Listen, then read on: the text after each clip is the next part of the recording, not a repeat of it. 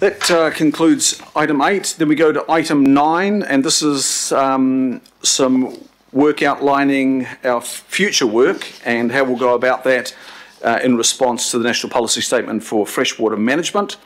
And I will ask for, now there was Jenny, wasn't it? Jenny Fuller, to come on the line and take us through this one. And members, this is more about the process that we're about to embark, or we've already embarked on. Now, Jenny's the team leader in the planning unit as well. Jenny, you have a short presentation for us, and you will show us how we're going to approach this important work.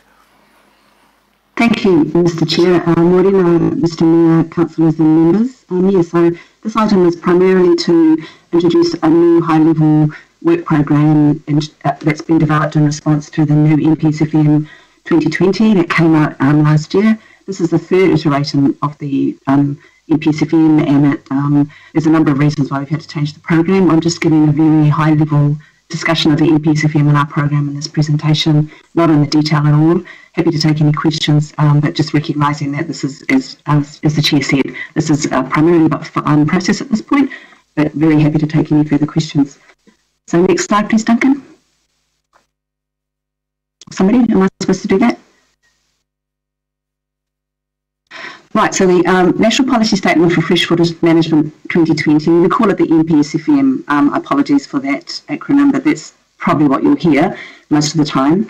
This is a document that's prepared under the Resource Management Act and must be given full effect in the unitary plan, right from regional policy through to rules, through notification of plan changes by the end of 2024.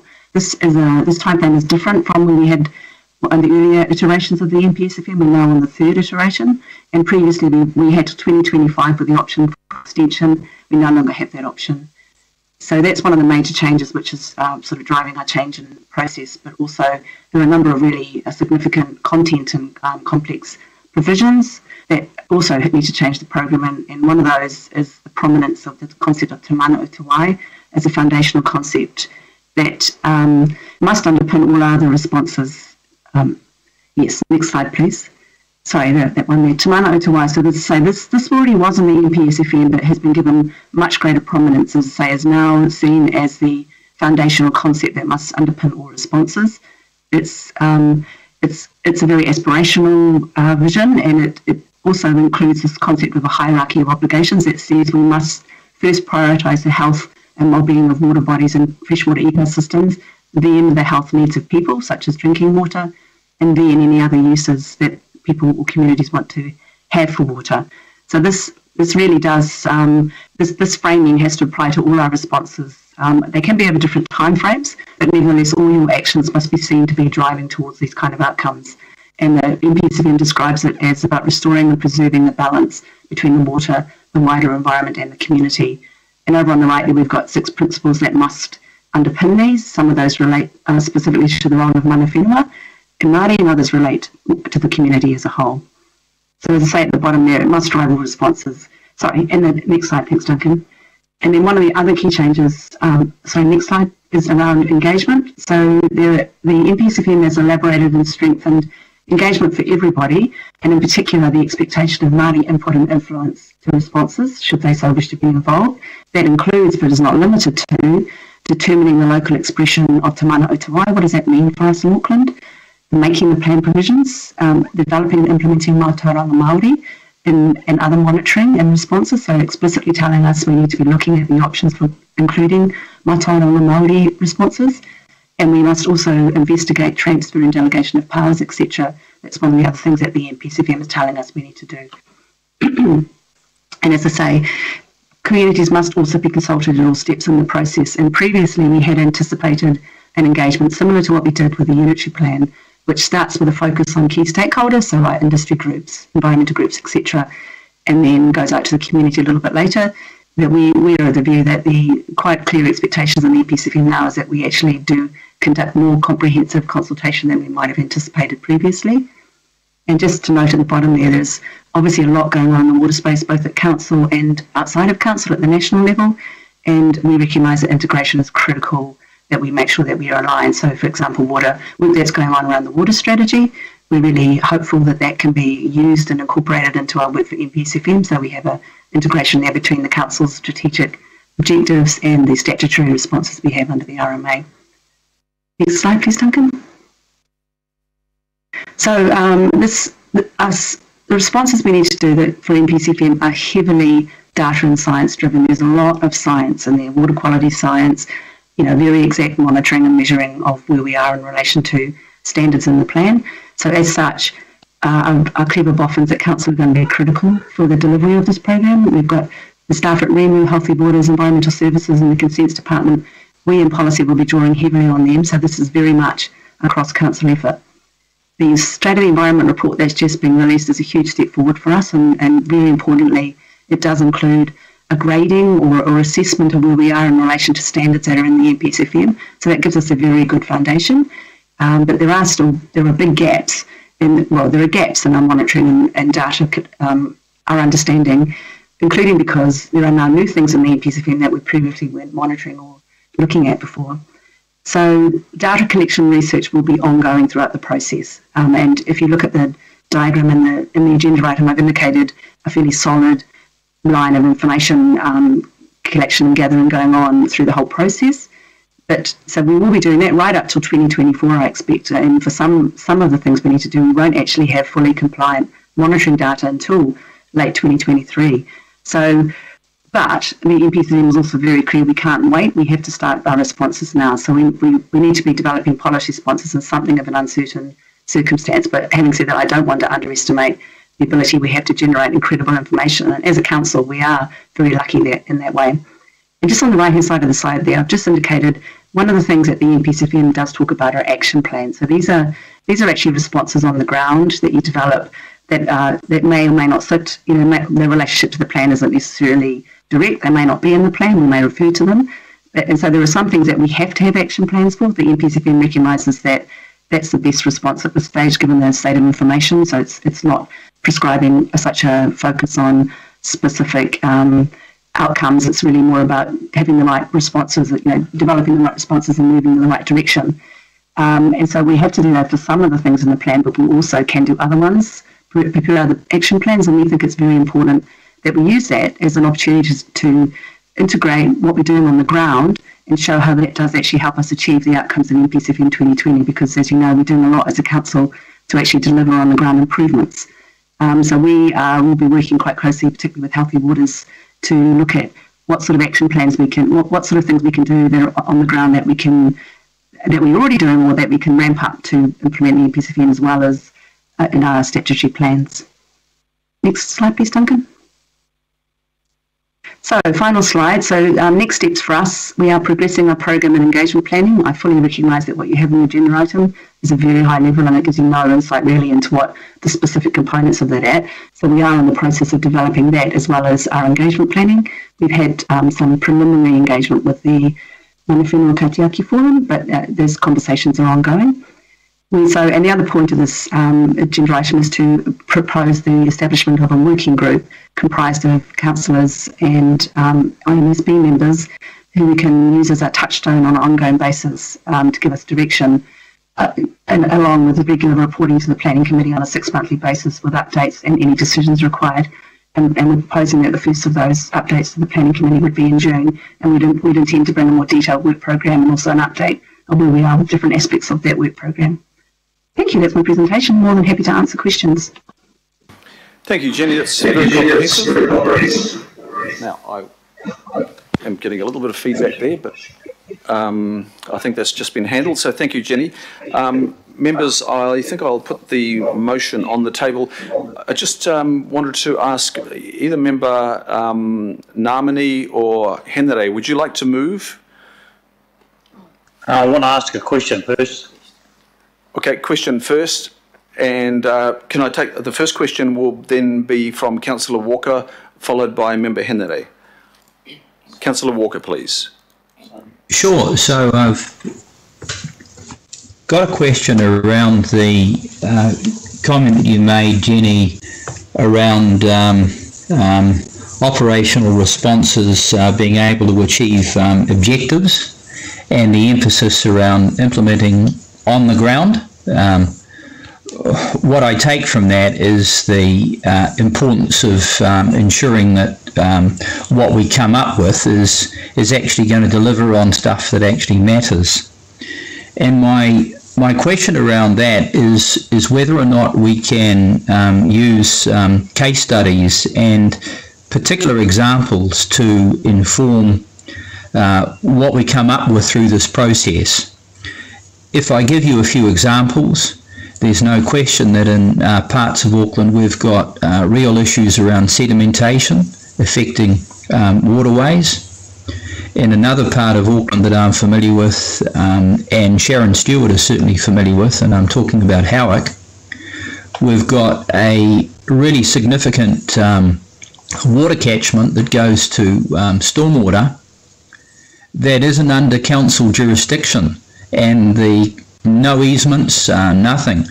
And effectively we're looking at perhaps many hundreds of millions of dollars of rectifying that in a situation where our zoning through the unitary plan didn't realise the restrictions, and the consequences that our current action is actually making it worse. Obviously we've got particular streams that we could zero in on to come up with operational fixes that are practical, that might then translate up into the policies and strategies that are necessary to drive these things. So coming back to my question, are we going to be able to have a process that looks at specific examples, that tests them, that looks at a spectrum of responses, some of which might be low-hanging fruit, some of which might be more difficult, so that we actually have something that's fit for purpose and meets the really nice objectives that we've got at the top? Okay, thank you. Now, either Jenny might respond to that or even John Duguid, but we also do have the Manager of Auckland-wide Planning, Phil Reid, on the call as well. So who would like to take that question? Jenny? Yes, I can take that, yes, Mr. Jenny? Chair. With you. Thank you for the question, Councillor Walker. That's exactly the sort of thing we're thinking of. So the point of action plans under the NPSFM is really in situations where it's a circumstance that isn't amenable to the very precise monitoring and modelling that the other things can have. So it's situations where it's not entirely clear what your outcomes are going to be, but you know you're working in the right direction. So what you're talking about is exactly what sort of thing we're thinking of. Case studies, definitely, but also that kind of bottom down, driving up into policy thinking, looking at the outcomes on the ground, and how can that inform our policy responses. So that is exactly the kind of thing we need to be looking at. And the whole issue of land use planning and sedimentation is a gnarly one, but we need to look at what the implications are in terms of the sediment requirements of the NPSFM and what it means for our land use planning practices, and a lot of that will be about best use land use practices as well, but we will also be looking at what the overall implications are for a catchment, for example, in relation to the issues that we've identified there. Does that answer your question? Yes, just one related question then through you, Mr. Chair. I don't doubt that the outcome of some of these case studies and the analysis will show that there is significant tension between what's happening on the ground and what we may have actually allowed through our planning, particularly through the unitary plan. And quite obviously there's a timing response. In some of these locations the response is actually quite urgent. Will this process through action plans and case studies identify these examples so that we can determine whether we're going to do something about it or not, and conceivably when? Jenny? Through you, Mr. Chair. That's a difficult question to answer. I think the action plans are not seen as, they're not really seen as pilot studies or, they're things that are long-term responses, so they will generally be done over a number of years. So in terms of understanding the implications, we have other available tools, and one you may be aware of, the Healthy Waters have developed as a freshwater management tool, which allows us to model the impact of different responses to different issues. And so, yes, I think ultimately we will be faced with some challenging questions around land use planning and its impacts on water quality in particular. And it's also going to smash up against the NPS urban development, of course, which is essentially mitigating in the opposite direction, if you like, around greater intensification. So one of our challenges is really aligning all those different drivers, but I think ultimately will result in some difficult questions that we'll have to answer. So, okay, thank you, Jenny. I mean, through you, Mr. Chair, I think what I'm indicating is the danger that we sure have a high-level document that's really nice, but we just continue with business as usual, which is effectively locked in terms of degradation of the environment. And as Jenny points out, the National Policy Statement on Urban Development may even accentuate that. And I think from my perspective, there's an importance to indicate the immediacy of some of these things, not just to allow them to go out into the distant future. Thank you, Councillor Walker, for the questions put and the comments. Appreciate that. And Member Tau Henry, please. Kia ora Mayor, Mr. Chair. Look, appreciate the work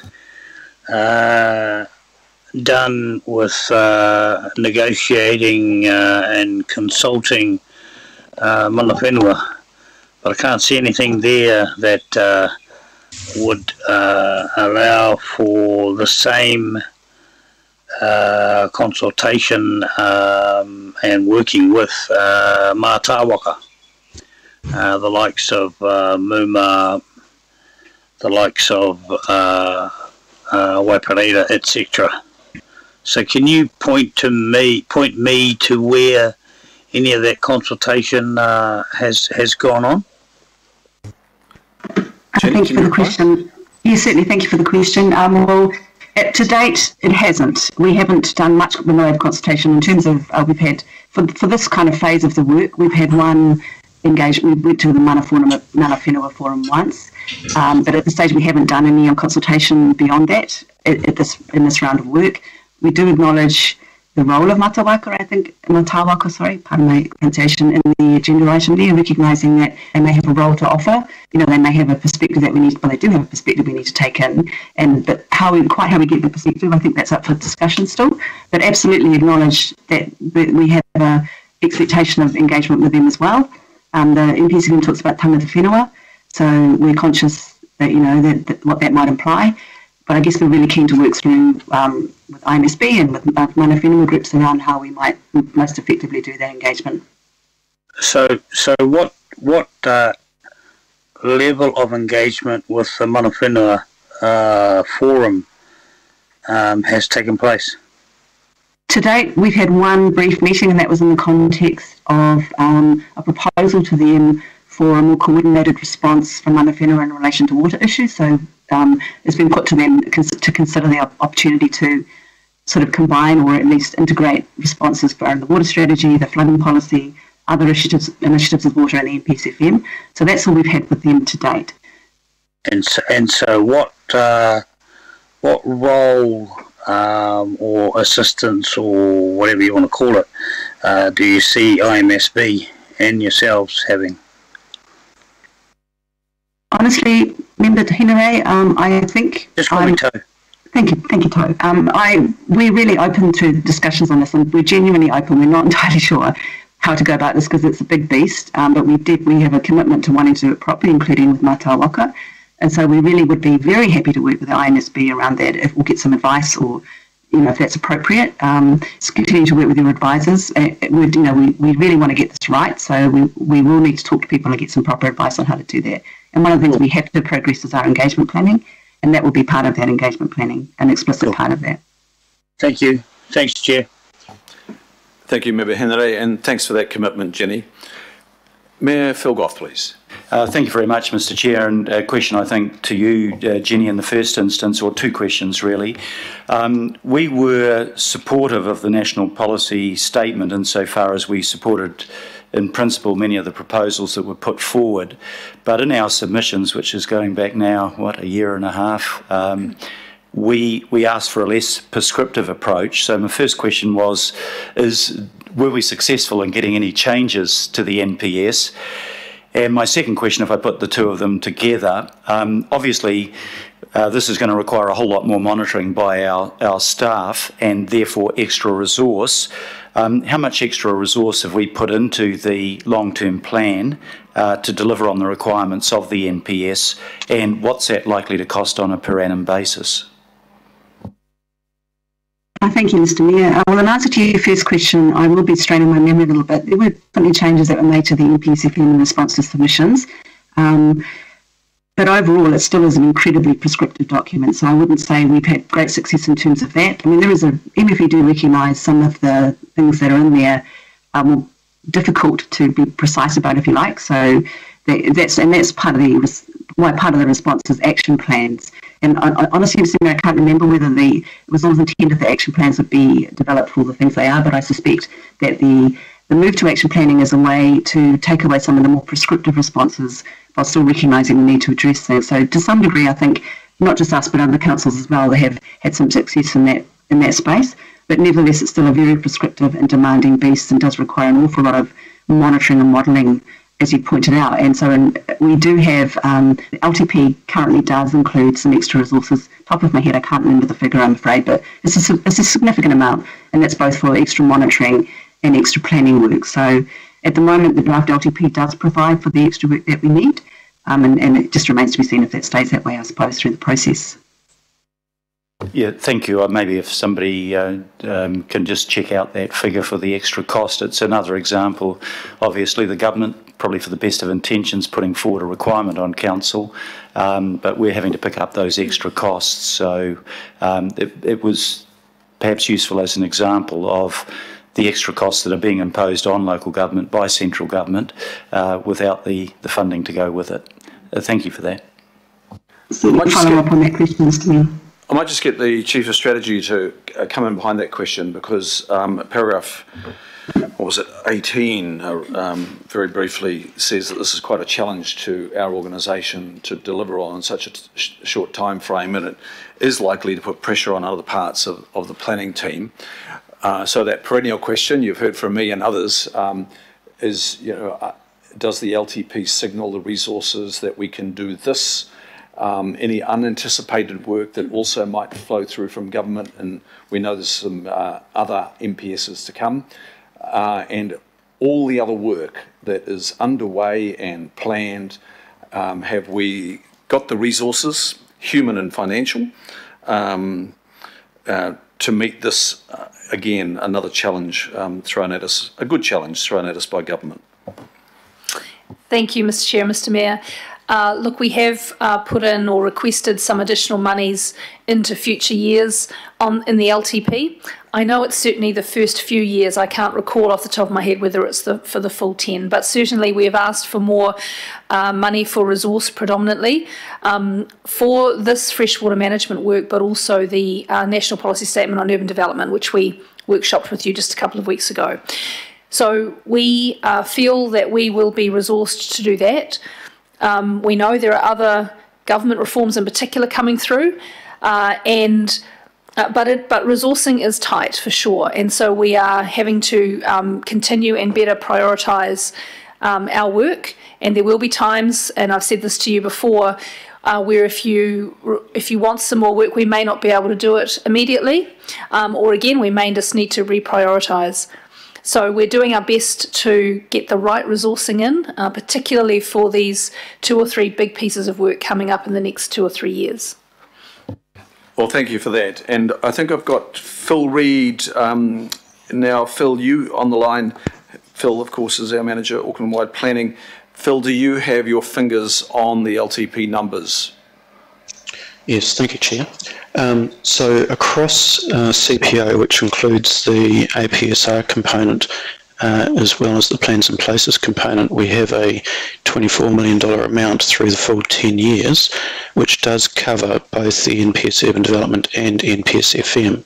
Just looking in particular at the NPS FM and the costs that we face for plans and places doing the policy work, we are looking at a $3.5 million cost through the 10-year period. Thank you, Phil. I really appreciate you having those numbers at hand for us. I'll now go to the Deputy Mayor. Deputy Mayor Cashmore, please, for your question. Thank you, Mr. Chair. Just on the recommendations, on B, is to appoint a national policy statement for freshwater management 2020 working group to oversee the development of the Council's implementation of the NPS. So, Jenny, at what level is that group going to operate at? Because I'm concerned there's no one there with real rural experience or oversight, given the criticality of food production. Thank you for that question. The group is seen as a touch point and to ability to make interim decisions that we then take back to the planning committee for endorsement or otherwise. So, noting your issue there with the composition of it, I can't really comment to that. But this is just a suggestion from us in terms of who should be on that working group. It's over to the committee to really determine what the best composition of that group would be. Thank you. Thanks for that question, Councillor Cashmore, and the reply, Jenny. Look, I haven't had any further feedback on the mix of membership there, but I'm always open to it as chair, and I'm sure the deputy is as well. The intention there was, because this work crosses over from the planning committee into the Environment and Climate Change Committee, to include the chair and deputy there, and of course we must have representation from the Independent Māori Statutory Board, considering in this case, but in other cases as well, the significance of this national policy statement on freshwater management to Māori. Next question is from Councillor Newman, please. Thank you, Chair. Thank you, Jenny, for the work that's gone on here. It's been. I really am not sure as to which NPS is going to take primacy here, whether it's going to be the National Policy Statement on Freshwater Management or the urban development, because as I understand it, and I support the freshwater management NPS, but that requires some really quite clear catchment-wide planning and stewardship to ensure that we are achieving the expectations of the NPS as it relates to avoiding practices that diminish fresh water within those catchments. But it seems to me that we would have to achieve some certain policy objectives that would probably inform future plan changes, and those plan changes don't necessarily mean that we're going to be able to deliver on some of the objectives around urbanisation.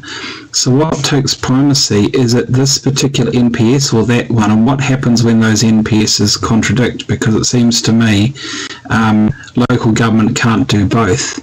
Either we're going to have a very permissive program of urbanisation and development within these water catchments, or we're actually going to try and preserve the quality of fresh water. So how are we going to reconcile the two? Thank you, Councillor.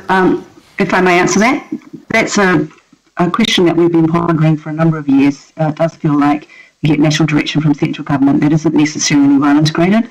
And to be fair, they do recognise that as well, because it's partly a product of them being driven from different parts of central government. But overall, we've raised this in particular, the potential potential conflict between the NPS urban development and the freshwater one, and also the highly productive land NPS as well. There's some other conflicts there. And essentially, it's our job to manage to integrate those two things, to look at how we can try and get outcomes that suit both. So, without wanting to stray too far out of my own paddock, the NPS urban development does allow you to identify matters that would qualify the intensification requirements of itself. So, and we're already thinking about what's the relationship of water to those qualifying matters. But it's an ongoing tension. Obviously, it's perhaps the most fundamental question we have in Auckland is managing our growth pressures and our environmental pressures, and that's that the expectations of the NPSFM are very clear. There's no room to negotiate away from those. So we have to find a way to make it both work, is the bottom line. And that's what central government's been telling us as well, quite clearly.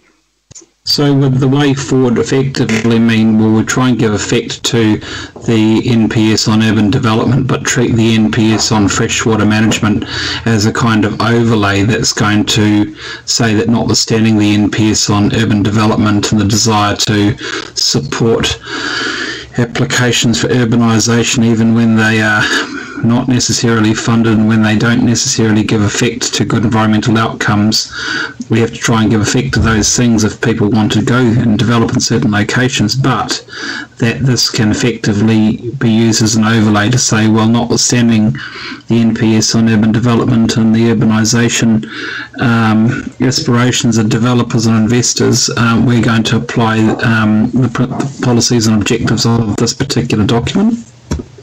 I think that's probably quite a good way to look at it, Councillor. It is more complex than that, of course, and one of the things we need to do with the community and who we engage with and yourselves, of course, is actually explicitly expose that conflict or where it lies. Like, you know, these are the outcomes that we've identified for this catchment, for example. However, it requires this level of management, which has an implication for the land use intensification that's possible there. So those are the sort of questions we will need to. We won't be able to get away with just saying, sorry, you can't do that because the NPCFM says no. We'll have to be able to prove it. We need to have a detailed examination of why that's the right response. But that's just what we have to do. We have to integrate those two pieces of direction and make them work together. It's the only option we have.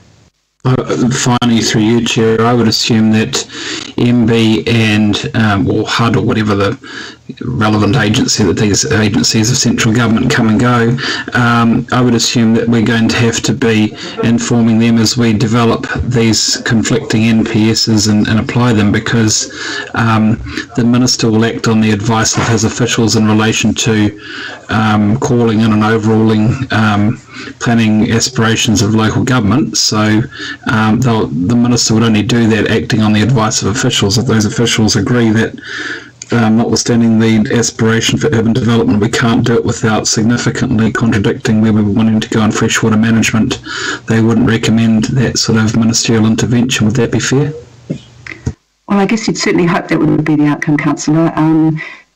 Yes, I think that's what we need to do. Essentially, no surprises. We need to work very closely with central government as we go forward, and with ourselves as well, internally. And if we identify conflicts that actually imply there's something wrong with our current approach in any particular circumstance, we need to identify that early and thrash it out early as much as we can, and take people along as much as we can as well.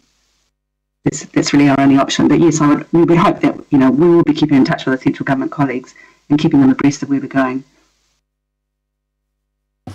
Thank you, Councillor Newman, and thank you, Jenny. Comprehensive question and reply there. So I will just go back to discuss this question of the financial resource. I think, Councillor Simpson, you had a supplementary to that. Yes, thank you, Chair. My question was around, we've obviously got two rating options out there.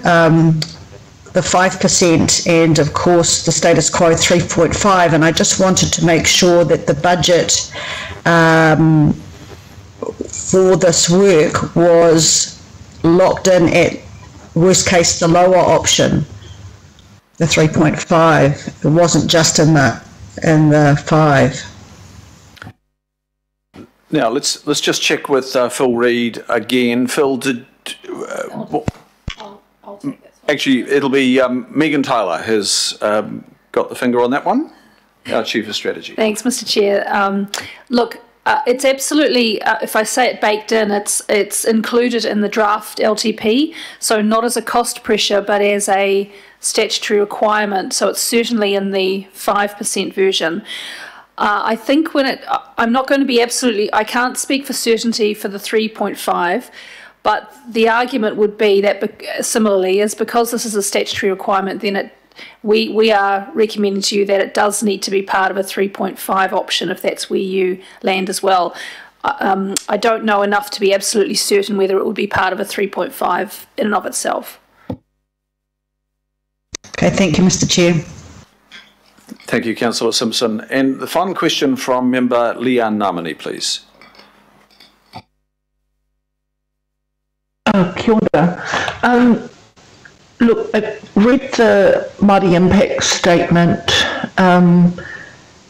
and I guess with the lack of engagement to date from mana whenua on the latest version of the NPS, the recommendations being made are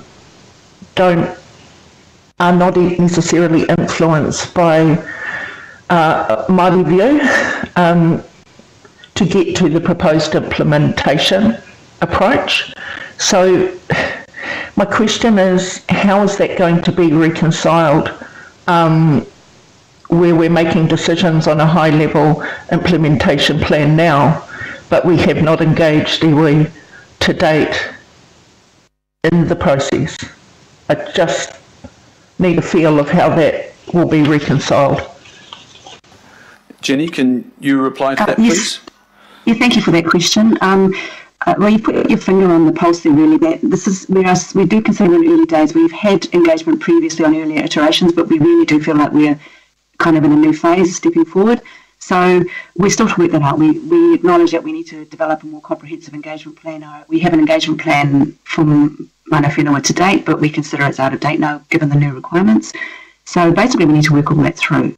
And we'll be looking for a lot of guidance on that, but that it's early stages, so nothing has been decided there. So if you look at the program plan I put in the agenda item, it just shows a solid bar of consultation with mana whenua, and I have to say it says mana whenua. It probably should say, tangata whenua or mana whenua matawaka, but it's, at this stage it's not differentiated, it just shows all the way through, partly to reflect we do anticipate we will be talking to mana whenua and others all the way through the process, but also to reflect that we haven't had a chance to engage with them and we don't know their views on how they want to engage with us.